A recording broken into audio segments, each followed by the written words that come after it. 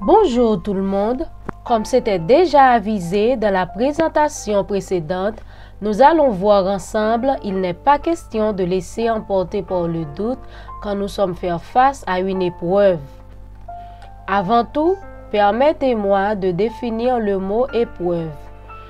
Épreuve, c'est ce qui permet de juger la valeur d'une idée, d'une qualité, d'une personne, d'une œuvre, etc. Une épreuve n'est jamais anodine. Il y a toujours une leçon derrière.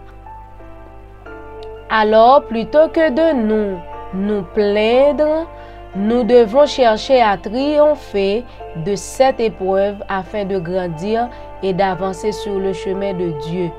Il est facile de chanter lorsque tout va bien, mais c'est plus difficile lorsque tout va mal. Pourtant, même dans les épreuves, Dieu est présent à nos côtés et il nous soutient.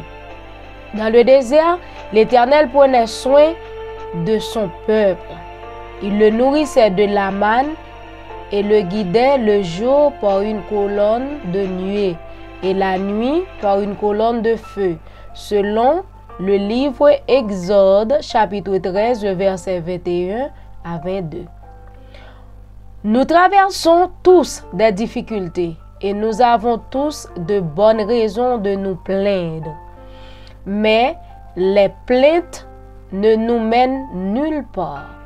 Au contraire, elles font fuir ceux qui nous entourent et elles nous démoralisent encore plus. Les pensées négatives nous détruisent.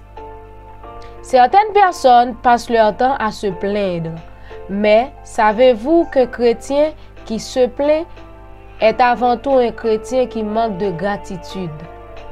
Je parle de gratitude car à force de regarder à ce qui ne va pas, vous en oubliez la bénédiction de Dieu.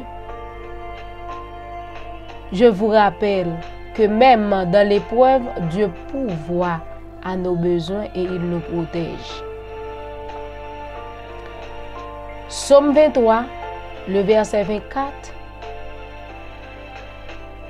nous dit: quand je marche dans la vallée de l'ombre de la mort, je ne crains aucun mal, car tu es avec moi. Ta houlette et ton bâton me rassurent. Malgré les difficultés, Dieu est avec nous et nous n'avons rien à craindre. C'est pour cela que je vous dis que les plaintes sont une marque d'ingratitude. Nous qui sommes les enfants de Dieu, nous devrions sans cesse le louer et le remercier, même lorsque nous traversons des temps difficiles, puisque nous savons qu'il nous donnera la victoire. Plutôt que de nous apitoyer, nous devrions nous réjouir des merveilles de Dieu. Le peuple de Dieu devrait être le plus heureux de la terre, mais paraît-il que nous nous conduisons comme le plus malheureux. Dieu ne glorifie pas dans nos chagrins, dans nos peines, parce que à qui perd tout, Dieu reste encore. Voyez l'histoire de Job, le serviteur de Dieu. C'était un vrai serviteur. Chaque fois que vous sentez déboussolé, découragé, jetez un coup d'œil dans le livre de Job, chapitre 1er et chapitre 2, pour voir comment il a surmonté les épreuves, les temps difficiles. Et dans les chapitres suivants, comment Dieu l'a récompensé. Comme ça, vous allez voir, il n'est pas question de douter, de se plaindre quand nous traversons des moments difficiles. La vie est un voyage avec des problèmes à résoudre, des leçons à apprendre, mais surtout de l'expérience à acquérir. Le combat que vous menez aujourd'hui développe la force dont vous aurez besoin demain. Pas jamais penser au pour compte dans un moment difficile, parce que Dieu est là pour le prendre soin. Croyez dans lui et puis ou après comment la agir.